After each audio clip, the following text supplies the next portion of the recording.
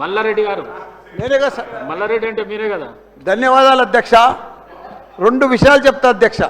ఒకటి, ప్రభుత్వానికి గవర్నమెంట్కు 1100 కోట్లు లాభం వచ్చేది చెప్తా అధ్యక్ష.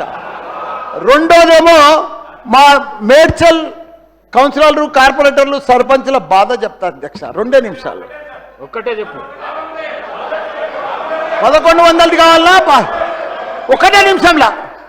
నువ్వు నంబర్ 1 మినిస్టర్ అన్నా, నువ్వు మా ఇన్ఛార్జ్ మంత్రివి, నీకే చెప్తున్నా, మా ఇన్ఛార్జ్ మంత్రి అని చెప్తున్నా. అదే రెండోది చెప్తాను. ఒకటి, మా అన్ని మాకు దిష్టి తగిలిందా ఏం తగిలిందో మా మేడ్చల్ నియోజకవర్గానికి 61 గ్రామాలు పోయి అన్ని మున్సిపాలిటీలు అయినాయి. 3 కార్పొరేషన్లు ఉన్నాయి, 7 మున్సిపాలిటీలు ఉన్నాయి. ఇంకా మనం 3 మున్సిపాలిటీలు చేసిర్రు.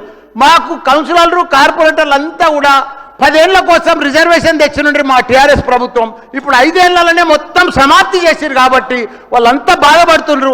సేమ్ రిజర్వేషన్, సేమ్ కౌన్సిలర్లు, సేమ్ మున్సిపాలిటీలు, 13 మున్సిపాలిటీలు జిహెచ్ఎంసీలో కలపకుండా అట్లనే పెట్టాలన్నా.